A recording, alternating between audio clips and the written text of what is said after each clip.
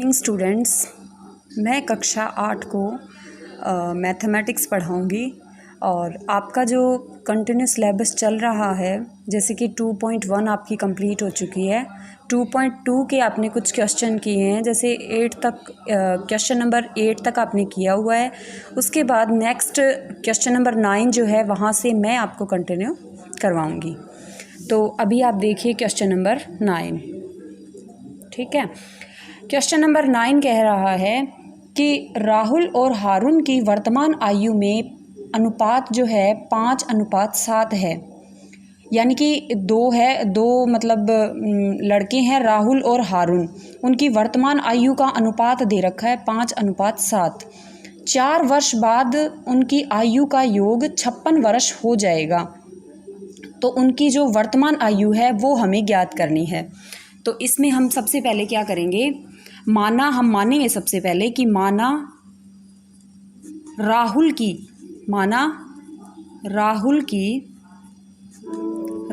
की वर्तमान आयु, ठीक है।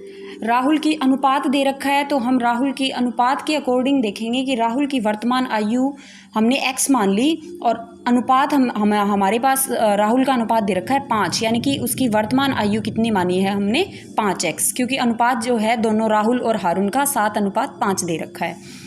नेक्स्ट उसमें हारून का दे रखा है, तो हम हारून की भी मानेंगे। माना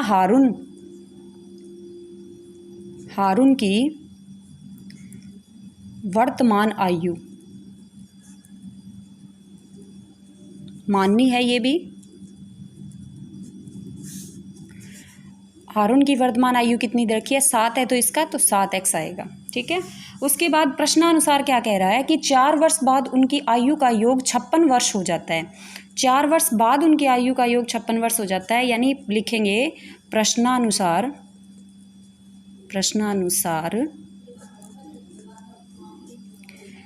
क्या कह रहा है 5x + 4 वर्ष बाद, यानी कि ऐड होगा राहुल की आयु में और हारून की आयु में, दोनों में इनका 4, क्योंकि 4 वर्ष बाद किसी की आयु हम आगे नेक्स्ट 4 वर्ष के लिए बोल रहा है, तो इसका मतलब ये हुआ कि आगे के 4 वर्ष उसमें जुड़ जाएंगे। जो वर्तमान आयु चल रही है उसमें आगे के 4 वर्ष बाद उनकी आयु पूछी है, उनकी आयु का योग पूछा है, तो 5x + 4 और 7x + 4 हो जाएगा। अब इनका योग करेंगे तो क्या होगा, प्रश्नानुसार लिख रहे हैं हम, तो योग करेंगे तो 5x + 4 राहुल प्लस 7x + 4 किसके बराबर है, 56 के बराबर है। प्रश्नानुसार हो गया। ये हमारे पास एक समीकरण बन चुकी है, इसे हम अच्छे से सॉल्व करेंगे। 5x + 4 + 7x + 4 = 56, ठीक है। बराबर बराबर होता है। अब देखो x के टर्म एक साइड कर लो, x की वैल्यू एक साइड कर लो, 4x + 7x + 4x + 4 4 + 4 = 56। हमको क्या करना है, इनको ऐड करना है, x के एक तरफ जोड़ लो, 4 ये दोनों 4 जो हैं इनको एक तरफ जोड़ लो। 7 और 5 कितने हो गए, 12x + 4 और 4 8 = 56। आगे देखो 12x = 8 को इधर लेके जाएंगे तो ये यहाँ प्लस का है, इधर जाएगा तो माइनस का हो जाएगा। तो 12x = हमारे पास कितना आया, घटाएंगे तो 48, और x की वैल्यू हम निकालेंगे तो 12 इधर चला जाएगा, तो 48/12। 12 के पहाड़े में 48 कितने नंबर पे आता है, 4 नंबर पे आता है। 12 चौके 48 होता है ना, 4 आएगा। ये हमारे पास x की वैल्यू आ गई। अब आपको क्या पूछा गया है, इनकी वर्तमान आयु पूछा गया है। हमने x की वैल्यू निकाली है, सिर्फ इनकी वर्तमान आयु निकालेंगे तो क्या करेंगे, राहुल की और हारून की वर्तमान आयु, यानी कि जो हमारे पास आयु दे रखी है, यानी राहुल की वर्तमान आयु कितनी थी, राहुल की वर्तमान आयु थी 5 × x, और x आपके पास कितना है, x हमारे पास 4 आया है, तो 5 गुणा 4 कितना हो गया? 20। ठीक है, ये तो हमारे पास राहुल की आ गई। जो हमने माना था वहाँ आप क्या करोगे, यहाँ हमने माना था 5x और हारून की भी 7x माना था, तो हमारे पास x की वैल्यू फाइंड होगी। इसका मतलब इनकी एग्जैक्ट वैल्यू जो इनकी रियल आयु जो है ना वो मिल चुकी है। राहुल की रियल आयु जो है हमारे पास 20 हो गई है। ठीक है, और इसी तरीके से हारून की वर्तमान हारून की वर्तमान आयु क्या होगी? 7 गुणा x। तो 7 गुणा x की वैल्यू कितनी है आपके पास? 4। कितनी हो गया ये? 28। ठीक है, ये आपके पास दोनों के आंसर आ गए। ये इनकी एग्जैक्ट आयु हो गई। ठीक है, उसके बाद आप देखिए नेक्स्ट क्वेश्चन नंबर 10 देखिए। क्वेश्चन नंबर 10 कह रहा है किसी कक्षा में बालक और बालिकाओं की संख्याओं में अनुपात 7:5 है। यदि बालकों की संख्या बालिकाओं की संख्या से 8 अधिक है तो कक्षा में कुल कितने विद्यार्थी हैं? इसको समझने के लिए आप क्या करोगे कि जो बालक और बालिकाओं का अनुपात दे रखा है उस अनुपात के अकॉर्डिंग हम करेंगे। तो हम सबसे पहले मानेंगे कि माना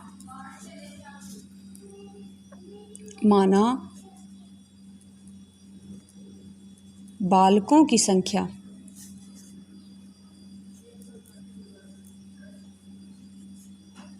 हमने क्या किया है, बालकों की संख्या को मान लिया। रेशो दे रखा है, इनका रेशो दे रखा है 7:5, यानी कि हम बालकों का रेशो दे रखा है 7, यानी कि 7x मान लेंगे। और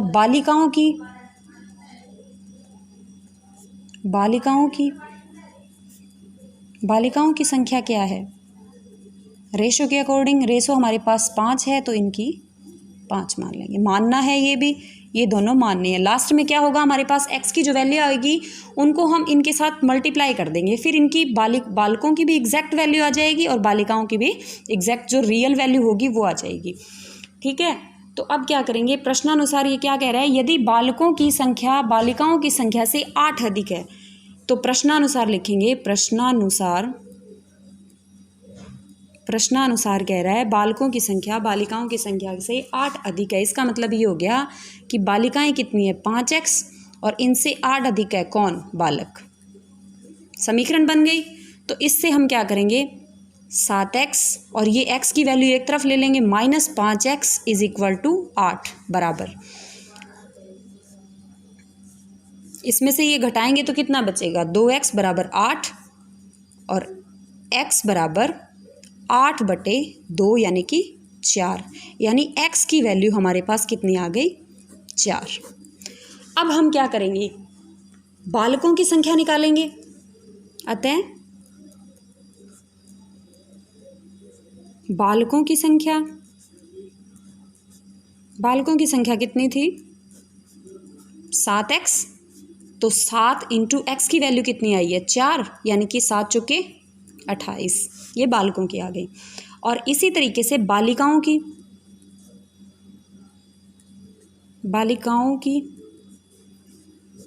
की संख्या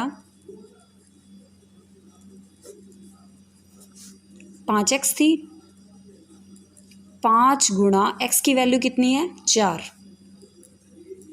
ये कितनी हो गया, 20 हो गया। क्वेश्चन ये कह रहा है कि कुल कितने विद्यार्थी थे। हमें विद्यार्थी देखने हैं कि बालक और बालिकाएं टोटल कितने थे, कुल कितने थे। तो कुल बालक बालिकाओं की संख्या यानी कक्षा में कुल विद्यार्थियों की संख्या पूछा है। तो कक्षा में कुल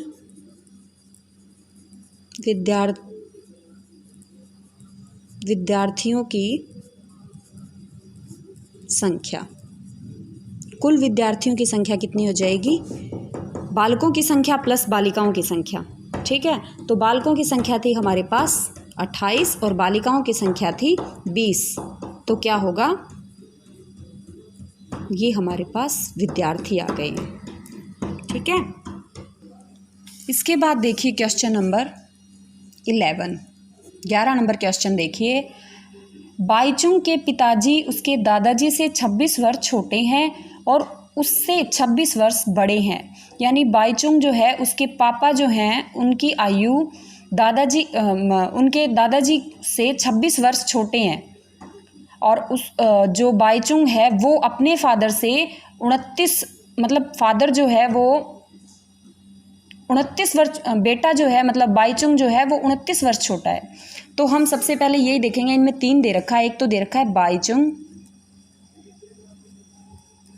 बाईचुंग के पिताजी, बाईचुंग के पिताजी की आयु,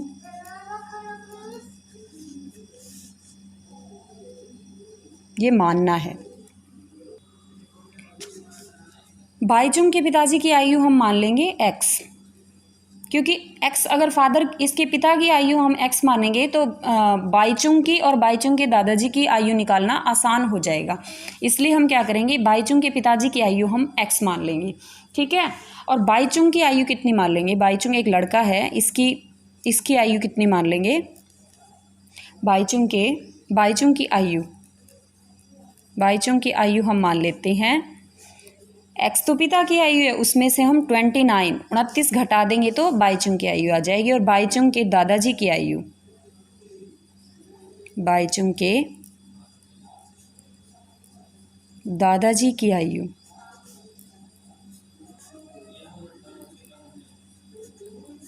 x प्लस 26, यानी कि पिता की आयु x है और उसमें 26 जोड़ेंगे तब दादाजी की आयु आ जाएगी। और पिता की आयु हमें x माननी है, उसमें से हम 29 घटा देंगे तो बाईचुंग की आ जाएगी। यानी ये सब चीज़ें हमें एक बार माननी पड़ेगी, ठीक है। अब क्या करेंगे, क्वेश्चन के अकॉर्डिंग हम आगे चलेंगे कि तीनों की आयु का योग जो है वो कितना है, 135 है। तो हम लिखेंगे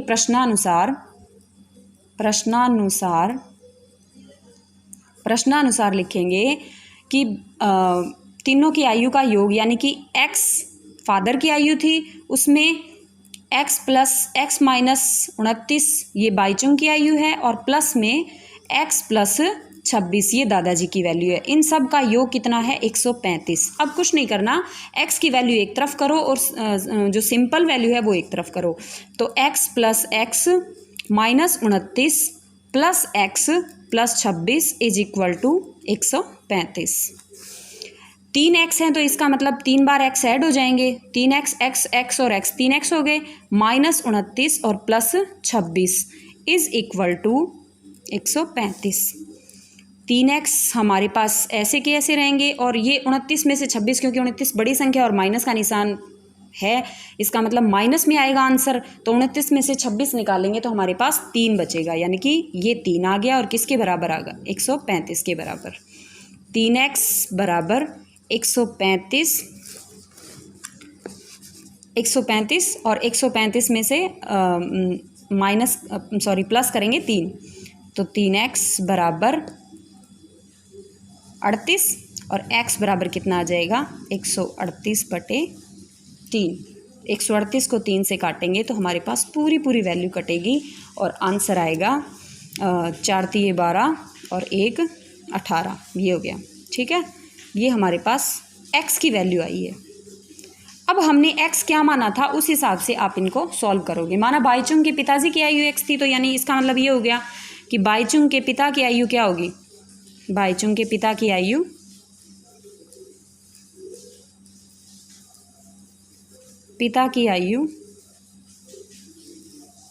बाईचुंग के पिता की आयु हो गई 46, क्योंकि x थी, ठीक है।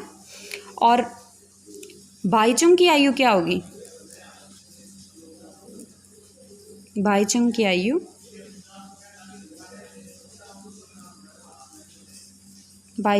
हो जाएगी